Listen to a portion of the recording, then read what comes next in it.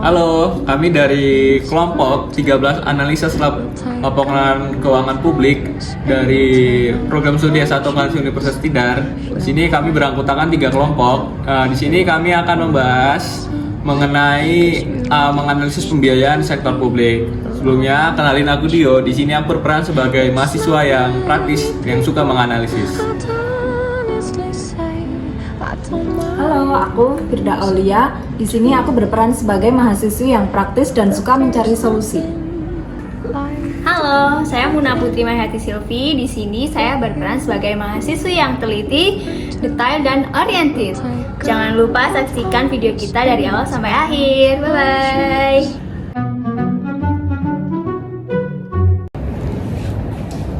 Halo. Halo, Kalian lagi ngapain? lagi belajar. Belajar apa tuh? Belajar ini topik yang mau kita bahas Apa? di kelas pembiayaan sektor publik. Oh, emang kenapa itu? Masih ada yang bingung sih. Kalau dari aku, menurut kalian apa sih yang membedakan pembiayaan sektor publik dengan sektor swasta? Kalau bentar, aku buka di catatan sedikit ya. Kalau di catatanku sih sektor publik itu tujuannya bukan di profit ya, tapi di pelayanan publik. Tapi kalau misalnya swasta itu dia lebih mentingin ke profitnya. Jadi nanti kalau yang sektor publik itu sumber pembiayaannya bisa dari pajak, utang pemerintah atau bantuan luar negeri. Kalau swasta itu biasanya nanti dari investor, itu juga bisa dari jual beli juga bisa. Nah, aku akan dikit nambahin ya. Iya sih, itu menarik. Tapi sektor publik juga punya keterbatasan anggaran juga. Makanya analisis pembiayaan ini penting untuk memastikan dana ini digunakan secara efisien atau enggak. Nah, kan tadi udah dikuasain atau enggak? Gimana sih cara kita biar analisisnya itu kalau biar itu efektif? Apakah cukup dengan laporan keuangan biasa aja atau perlu laporan-laporan lain atau perlu alat-alat lain biar kita bisa analisis?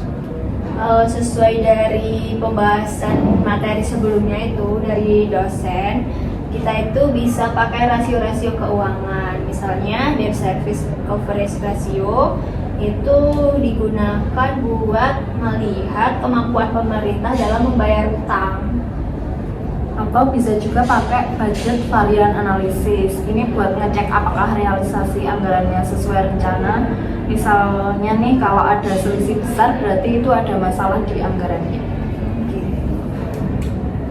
Tapi kan laporan keuangan itu nggak selalu transparan. Banyak kita jumpain laporan keuangan itu malah ada yang tidak bisa diakses oleh publik, jadi kurang transparan. Terus juga kadang ada manipulasi atau ada selisih besar atau laporannya itu kurang detail. Nah, makanya itu kita itu harus lihat juga laporan kinerja dan auditnya. Jadi kalau misal kita lihat laporan auditnya itu udah bersifat final. Jadi semua laporannya itu udah diperiksa sama si BPK-nya itu. Jadi bisa dikatakan laporannya itu udah transparan dan mungkin nggak dimanipulasi. Misalnya ada proyek infrastruktur nih yang dananya besar tapi hasilnya nggak kelihatan. Nah, itu kita harus pertanyakan, nanti kita harus cari tahu kenapa sih ada hal kayak gitu terjadi gitu. Oke, kita bisa ambil contoh kasus nyatanya dari pembiayaan proyek jalan tol ya. Itu kan dana APBN-nya besar banget, tapi kadang kemacet gitu loh pengerjaannya. Kenapa ya? Lo bisa jawab gak nih kenapa? Sebentar, aku pikir dulu. Mungkin itu karena perencanaannya ada yang salah atau ada kebocoran anggaran, makanya anggarannya itu terlalu gede banget ya. Mungkin kita bisa analisis cost benefitnya itu biar kita tahu apa sih alasannya kenapa proyek jalan tol ini APBN-nya gede tapi kok macet.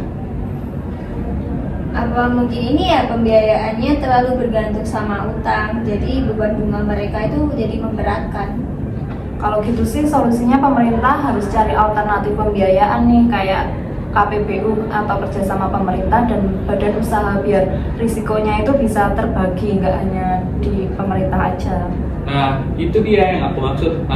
Jadi analisis pembiayaan itu tuh bukan soal angka doang atau hitung-hitung doang, tapi juga pemerintah itu juga perlu kebijakan dan tata kelola yang baik agar anggaran-anggarannya itu jelas, transparan dan terakuntabilitas gitu. Jadi inti pembahasan kita itu analisis pembiayaan sektor publik itu kompleks ya. Tapi penting juga sih buat memastikan dana rakyat digunakan dengan sebaik mungkin, jadi sesuai sasaran, terus anggarannya juga nggak meleset dari realisasinya gitu. Betul, kita sebagai calon analisis ini harus kritis dan kreatif untuk mencari solusi-solusi. Nah, besok kita presentasi deh untuk contoh kasus nyatanya. Mungkin siapa aja teman-teman kita pada tertarik dengarnya dan juga pada tertarik juga untuk bahasnya. Jadi kita bisa saling sharing informasi terkait pembiayaan di proyek-proyek seperti ini. Jadi nggak ada hal-hal yang tersembunyi lagi. Boleh juga sih. Besok kita coba cari kasus nyatanya ya. Oke.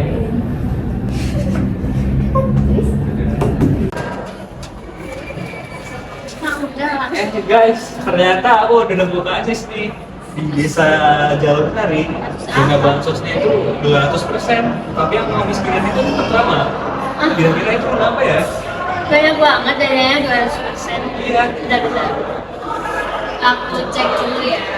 Itu naik 2 kali lipat malah dari tahun sebelumnya. Emang iya? Iya. Wah, itu sih masalah klasik ya, padahal mestinya bisa dipakai untuk pelatihan warga atau modal usaha sih seharusnya. Nih, aku lihat ya, detail realisasi anggarannya itu 60%-nya ternyata buat operasional, bukan langsung ke masyarakat.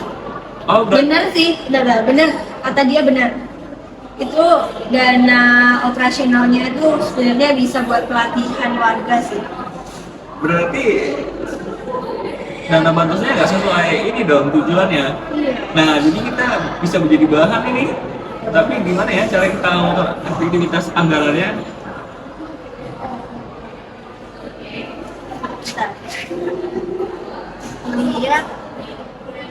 Aku nemu sih kemarin laporan ini menunjukkan ada 3 jenis bansos nih yang alokasinya itu tumpang tindih. Wah, berarti ada inefisiensi yang harusnya bisa dikonsolidasi ini. Berdebu banget di sini ya, tapi worth it sih. Data ini bisa buat kita analis cost benefitnya.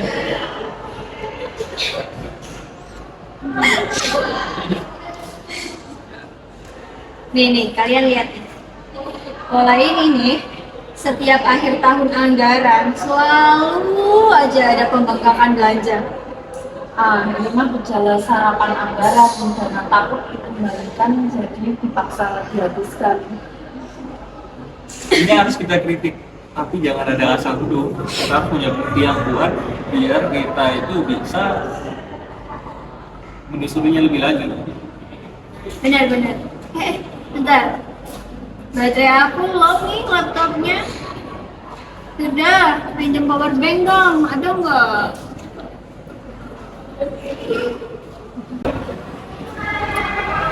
Aku rasa kita harus berani sih kalau kita menyebutkan ada indikasi penyimpangan di Kelurahan Jalur Sari tadi, soalnya itunya itu nggak sama-sama orang-orangnya sama anggarannya yang disediakan bagi keluarganya itu. Tapi kita tuh belum punya bukti yang cukup kuat gitu. Nanti kita malah jadi kena pasal pencemaran nama baik. Bentar. Gimana kalau kita itu fokus aja di analisis antara perencanaan sama realisasinya. Jadi kan di situ udah ini ya, udah dibuatin juga, udah tahu juga. Iya sih, benar juga. Dapat ide bagaimana kalau kita bandingkan model bansos di Kabupaten Sleman yang sukses. Ide brilian. Jadi kita itu nggak cuma mengkritik, tapi kita juga menawarkan solusi. Oke. Besok kita wawancara kalau ngasih kelurahan yang di Jaluk Sari tadi. Kalian siapin analisis perbandingannya biar kita tahu itu ada penyimpangan atau nggak sih di dalamnya. Biar semuanya jelas, nggak ada dusta di antara kita. Asik, oke. Nanti aku ini deh, aku cari data-datanya dari desa, dari kelurahan yang kamu maksud itu sama kabupaten sana itu. Mungkin bisa jadi pertimbangan buat kita menelusuri. Oke. Tidak selesai nih, lanjut. Yo. Oke teman-teman, untuk mengakhiri video kita kali ini, di sini kita akan menyampaikan pesan moral dan kesimpulan dari video kita. Nah, pesan moral yang bisa diambil ini kita membahas mengenai bagaimana pentingnya analisis pembiayaan sektor publik untuk transparansi, akuntabilitas, dan efisiensi penggunaan anggaran. Mahasiswa ini diajak untuk berpikir secara kritis dengan menggabungkan teori, rasio keuangan, studi kasus, dan solusi yang praktis. Selain itu, kolaborasi tim dari kombinasi sifat kritis, analisis, dan praktis juga akan menciptakan analisis yang komprehensif. Nah, etika yang bisa kita ambil juga, kita harus menjaga objektivitas dan tidak terburu-buru untuk mengambil kesimpulan. Kritik juga harus diimbangi dengan tawaran solusi yang visible. Nah, untuk kesimpulannya, jadi analisis pembiayaan sektor publik itu merupakan aspek penting dalam memahami bagaimana pemerintahan itu mengelola sumber daya keuangan untuk memenuhi kebutuhan masyarakat. Nah, pembiayaan sektor publik ini juga mencakup berbagai sumber pendapatan seperti pajak, retribusi, dan pinjaman yang digunakan untuk membiayai program dan layanan publik. Nah, dengan pengelolaan yang baik, sektor publik ini bisa meningkatkan kesejahteraan masyarakat dan mendorong pertumbuhan ekonomi di daerahnya tersebut. Nah, untuk salah satu komponen utama dalam analisis pembiayaan sektor publik ini adalah anggaran.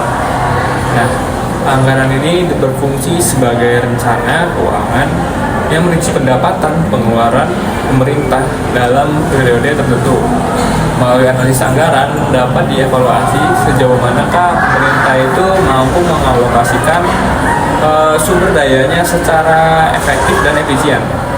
Nah, hal ini juga mencakup pengukuran kinerja yang berkaitan dengan pencapaian tujuan pembangunan yang telah ditetapkan sebelumnya. Nah, selain itu, laporan keuangan sektor publik ini juga memainkan peran yang krusial ya dalam transparansi dan akuntabilitas. Nah, laporan ini memberikan informasi yang diperlukan untuk menilai kinerja keuangan pemerintah itu, termasuk pengeluarannya dan pendapatannya.